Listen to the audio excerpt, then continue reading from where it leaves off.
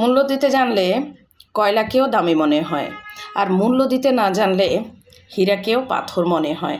তাই আমরা যারা ডিএক্সএনে আছি, আমরা ডিএক্সএনের এই প্রোডাক্টগুলোর মূল্য আমরা জানি।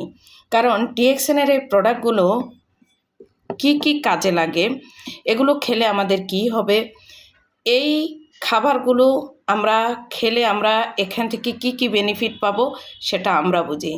যারা বাইরের আছে তারা কিন্তু এগুলোর মূল্যায়ন জানবে না, কারণ তারা এগুলোর সাথে পরিচিত নয়।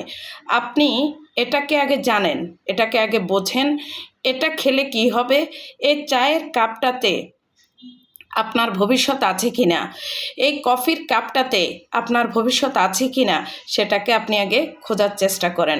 আপনি এটাকে মূল্য দিতে চেষ্টা করেন, আপনি এটাকে মূল্য দেন। যদি আপনি আপনার জায়গা থেকে এই প্রোডাক্টগুলোকে আপনি মূল্য দিতে পারেন, তাহলে কিন্তু আপনার জীবনটাই সুন্দর হবে, ভবিষ্যৎ আপনারই, চিন্তাও আপনার।